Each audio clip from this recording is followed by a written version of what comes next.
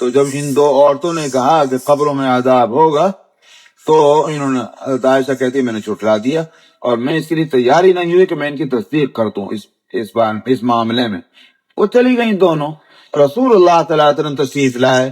میں نے آپ سے عرض کیا یا رسول اللہ، یہود مدینہ کی دو بوڑھیاں آئی تھی میرے پاس، ان کا خیال یہ ہے کہ قبر والے جو ہیں ان کو قبروں میں عذاب ملے گا۔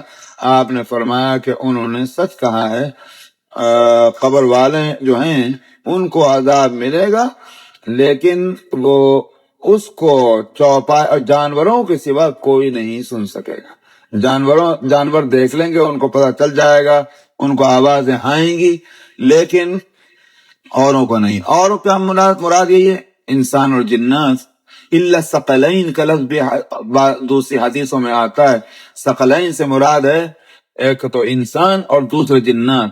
اللہ نے انسانوں اور جنات سے تو اس کو پردے میں رکھا، لیکن جانوروں سے پردہ کرنے کی ضرورت نہیں، اس لیے کہ وہ مکلف نہیں ہے۔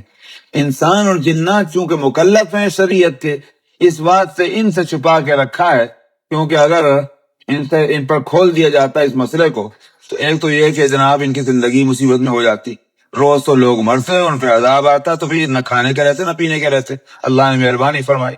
دوسرا یہ کہ پھر کون سی ٹیڑھی رات پر چلتا، اختیاری ختم ہو جاتا، سارے کے سارے سیدھے ہی ہوتے۔ اس لیے اللہ نے انسان اور جنات سے پردے میں رکھا ہے اس کو۔ تو آپ نے فرمایا کہ جانور جو ہیں وہ اس کو سنتے ہیں۔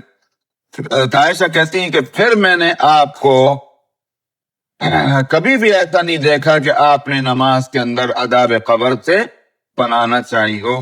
نماز کے اندر یہ بھی ہو سکتا ہے، فقہا کہتے بھی ہیں کہ نماز میں جو دعائیں مانگی جائیں اس میں دنیا کے لیے نہ مانگے دعا، آخرت کے واسطے دعائیں مانگی جانی چاہیے۔ یہ جیسے اللہم انی ظلمت نفسی ظلما کثیرا، زیادہ زیادہ ربنا آتنا فی الدنیا حسنہ، اس میں دنیا کی بھی اچھائی اور آخرت کی بھی اچھائی۔ لیکن خالی دنیا کے لیے دعائیں مانگنا، اللہ میرا قرضہ ادا کرا دے، اللہ میرا جو ہے مجھے اولاد دے دے، یہ سب دعائیں نماز کے اندر نہیں۔ یہ تو اس صورت میں جبکہ فی کے حقیقی معنی ہو نماز کے اندر، لیکن یہ بھی ہو سکتا ہے کہ نماز کے بعد مراد ہو، چونکہ نماز جب اس جگہ سے ہٹے نہیں تو ابھی تک تو یہ لفظ بولا جا سکتا ہے کہ نماز کے اندر۔ واللہ اعلم۔ وفي قالت وما صلى صلاة بعد ذلك إلا سمعته يتعوذ من عذاب القبر۔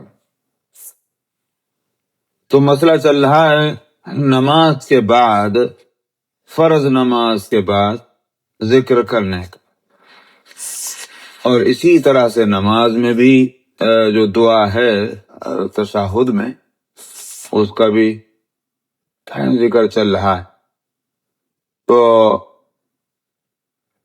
حضرت عائشہ رضی اللہ عنہا کی حدیث جو تفصیل کے ساتھ تو پہلے آ چکی کہ وہ یہودی عورتوں نے آ کر کہا تھا کہ قبر میں جو ہے وہاں عذاب ہوگا، تو جس سے حضرت عائشہ نے شروع میں تو انکار کیا تھا کہ یہ کیسی بات ہوئی، لیکن پھر رسول اللہ صلی اللہ علیہ وسلم کی اطلاع پر آپ نے فرمایا کہ ہاں قبر میں بھی عذاب ہو۔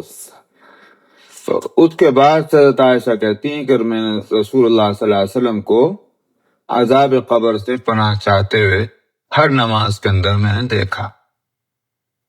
تو اس سے بہرحال عذاب قبر کا ثبوت ہوتا ہے، یہی نہیں کہ صرف جہنم ہی میں عذاب ہوگا، بلکہ جو مستحق عذاب ہیں ان کو قبر سے ہی عذاب شروع ہو جائے گا۔ اور اس کی بالکل سادہ سی مثال میں ہمیشہ دیا کرتا ہوں، اور وہ یہ کہ جب مجرم جو ہوتے ہیں اگرچہ ان کے یوں کہیے کہ جرم کے مطابق سزا کا فیصلہ تو کورٹ سے ہوتا ہے، اور کورٹ سے فیصلہ جب ہوگا جب کورٹ میں مجرم کو پیش کیا جائے گا، لیکن اس کے باوجود جو مجرموں کو پکڑنے والے ہوتے ہیں تو کورٹ میں لے جانے سے پہلے تک کون سی ان کی عزت اور احترام کرتے ہیں؟ ظاہر ہے کہ یہ تو نہیں، بلکہ مجرم ہے تو مجرموں جیسا ان کے ساتھ بڑھتا ہوگا، ڈانٹ ہوگی، ڈپٹ ہوگی، کوئی ریسپیکٹ نہیں ہوگی۔ اگر انہوں نے چیخ پٹاخ کی تو ہو سکتا ہے تو چار ڈنڈے بھی مارتے۔ تو یہ ہے اصل سزا کا فیصلہ ہونے سے پہلے بھی مجرموں کے ساتھ برتاؤ کرنا جیسے مجرموں کے ساتھ ہونا چاہیے، یہ صورت دنیا میں بھی ہے اور اس کو معقول سمجھا جاتا ہے۔ اس لیے برزخ میں بھی ان لوگوں کو عذاب ہوگا کہ جو مستحق عذاب ہیں۔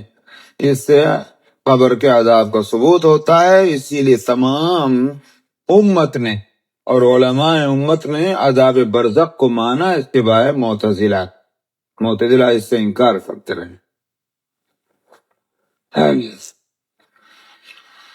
حدثنا عمرو الناقد وزهير بن حرب قال حدثنا يعقوب بن إبراهيم بن سعد قال حدثنا أبي عن صالح عن ابن شهاب قال أخبرني عروة بن الزبير أن عائشة قال سمعت رسول الله صلى الله عليه وسلم يستعيذ في صلاته من فتنة الدجال۔ حضرت عائشہ رضی اللہ عنہ کہتی کہ میں نے رسول اللہ صلی اللہ علیہ وسلم کو نماز میں دجال کے فتنہ سے پناہ چاہتے ہوئے سنا۔ تو یہ بھی ایک بہت بڑا فتنہ ہوگا، دجل سے ہے۔ دجل کے معنی آتے ہیں فریب، دھوکا۔ اس کے معنی یہی ہوگا کہ وہ حقیقت نہیں پیش کرے گا، اس کے ذریعے سے لوگوں کے سامنے حقیقت کھل کے نہیں آئے گی، بلکہ حقیقت کے روپ میں باطل کو اور باطل کے روپ میں وہ حقیقت، یہ ہے دجل۔ تو اسی واسطے حدیث میں آتا ہے کہ جس کو وہ صحیح کہے گا وہی غلط ہوگا، اور جس کو وہ غلط کہے گا وہ صحیح ہوگا۔ اس لیے جو لوگ اس کے بعد میں آ جائیں گے وہ ہلاک ہوں گے، اور جو اس کے بعد کا انکار کریں گے وہ اللہ کی طرف سے تو نجات پائیں گے۔ وہ الگ بات ہے کہ دجال جو ہے وہ ان کے ساتھ کیا برتاؤ کرے گا، اللہ اس کو طاقت و قوت دیں گے۔